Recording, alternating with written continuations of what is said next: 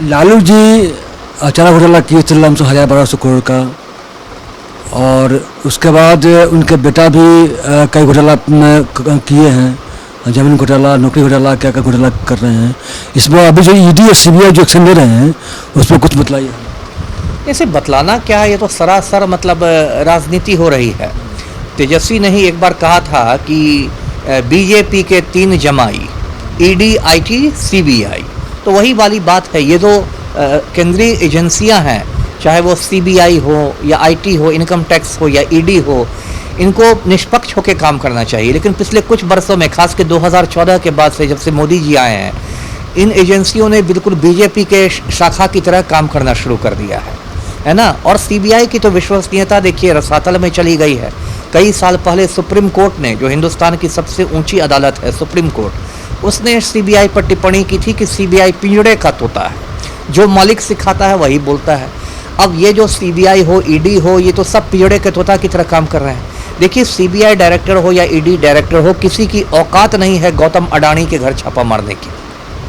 गौतम अडानी जो हिंदुस्तान का एक बड़ा पूंजीपति है, उसने अरबों खरबों के घोटाले किए हैं। और अभी जनवरी में जो हिंडनबर्ग रिपोर्ट आई है, उस रिपोर्ट ने खुलासा भी किया है कि किस तरह लूट मचा दी है गौतम अडानी ने।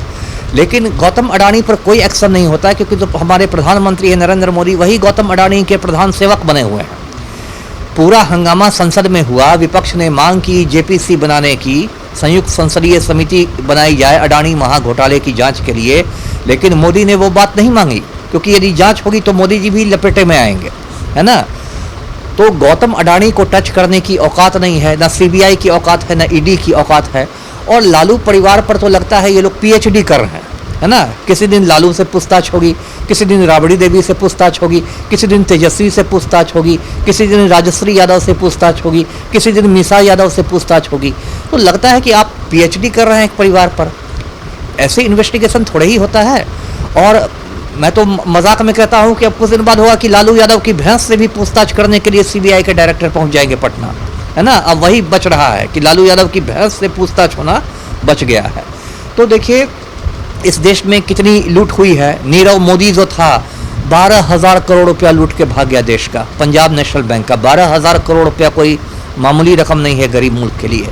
विजय माल्या 5,000 करोड़ रुपया लूट के भाग गया, लेकिन सीबीआई मुंह देखती रही, ईडी मुंह देखती रही। मेहुल चौकसी 800 करोड़ रुपया लूट के भाग गया हिंदुस्तान का, लेकिन सीबीआई मुंह देखती रही, ईडी मुंह देखती रही। इन्होंने जो सारी फुर्ती लगता है लालू फैमिली के लिए ही बचा रखी है। अब इसकी वजह यह है कि जो महागठबंधन बना है पिछले साल अगस्त में, जो लालू और नीतीश साथ आ गए हैं, तो इससे भाजपा में बड़ी बेचैनी हो गई। एक तो भाजपा बिहार की सत्ता से बेदखल हो गई है, दूसरी बात 13 महीने बाद लोकसभा चुनाव है, बिहार से 40 सीटें हैं लोकसभा की, एक बड़ी संख्या है। अब इन लोग को डर सता रहा है, क्योंकि 9 साल तो मोदी जी ने जुमलेबाजी, हवाबाजी में निकाले हैं, काम तो कुछ हुआ नहीं है ज़मीन पर। तो अब ये लोग विपक्ष को डराना धमकाना चाहते हैं। अभी दिल्ली में देखिए, जो डिप्टी सीएम थे मनीष सिसोदिया, उनको ऐसे ही सीबीआई ने अंदर कर दिया। अभी तेलंगाना के मुख्यमंत्री की जो बेटी है कविता, उसको ईडी ने सम्मन कर दिया है। तो चुन चुन के विपक्षी लोगों को निशाने पर लिया जा रहा है, विपक्षियों को डराया धमकाया जा रहा है। और ये जो कहते हैं कि एक अघोषित आपातकाल है, अनडिक्लेयर्ड इमरजेंसी है, ये देश में अघोषित आपातकाल के हालत है कि मतलब इमरजेंसी डिक्लेयर नहीं की गई है, लेकिन इमरजेंसी जैसी ही तानाशाही हो रही है। तो ये लोकतंत्र के लिए बहुत अशुभ है जी।